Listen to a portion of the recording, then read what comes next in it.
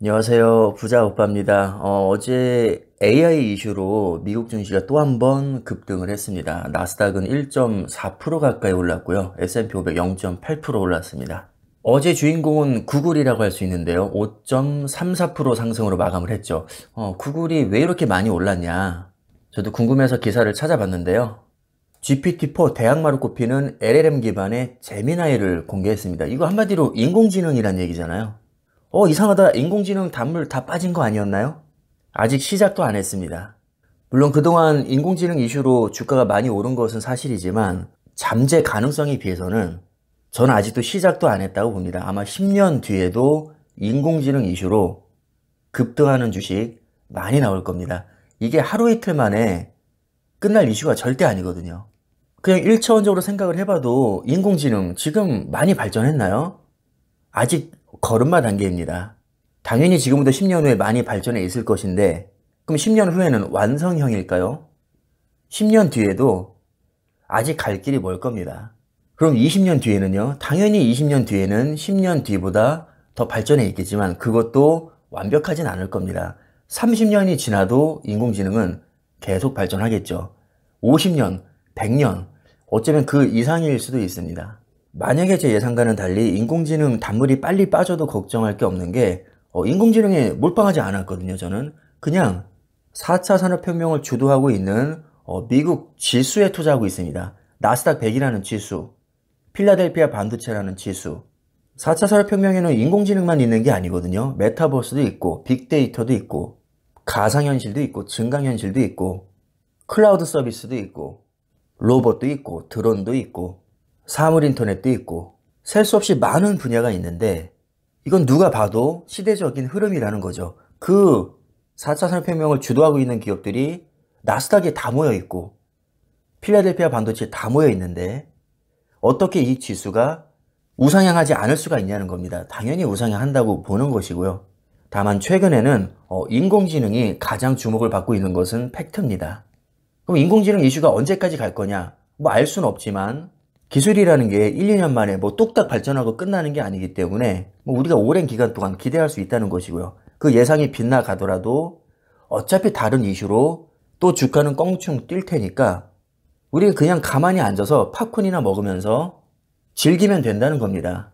왜냐하면 4차 산업혁명을 주도하고 있는 기업들이 통째로 투자를 해놨으니까요. 그냥 놀면 된다는 거죠. 시간만 때우면 됩니다. 얼마나 쉽습니까? 그래서 내용을 보면 지금껏 공개된 인공지능 모델 가운데 가장 높은 성능을 지녔다고 평가를 받고 있고요. 생성형 AI를 둘러싼 구글과 오픈 AI, 그리고 AI 동맹 3자 패권 경쟁이 본격화할 태세라고 합니다. 그런데 우리는 지수에 투자하고 있으니까 누가 이겨도 우리한테는 무조건 개이득이라는 거죠. 우리는 이 셋 중에서 특정 하나에 몰빵하지 않았기 때문입니다. 세계 모두에 골고루 투자하고 있기 때문에 인공지능이 발전하면 우리 주식도 무조건 오른다는 겁니다.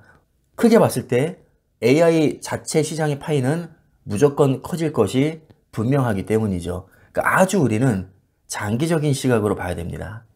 AI가 뜨니까 당연히 반도체도 떴는데요. 어제 보면 특히 AMD가 10% 가까이 급등했습니다.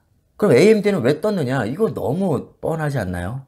차세대 AI 칩을 공개했기 때문입니다. 인간적으로 엔비디아는 그동안 너무 많이 올랐으니까 뭐 솔직히 빠졌어도 할 말은 없었는데 그래도 2.4% 올라줬죠. 그 덕에 필라델피아 반도체를 3배로 추종하는 SOXL 하루 만에 8%나 급등했습니다. 자, 그 다음에 나스닥이 오르니까 나스닥 100을 3배로 추종하는 TQQQ 역시 4.2% 급등했죠. 이게 하루 만에 벌어진 일입니다. 그럼 여기서 또 이런 고민이 될 수 있겠죠. 오케이, 인공지능 전망 밝은 거 알겠어. 그런데 지금 1년 동안 보면 너무 많이 올랐거든. 단기 고점인 것 같아. 그러면 매도하시면 됩니다. 익절하시고 현금 확보를 해야 나는 마음이 편하다.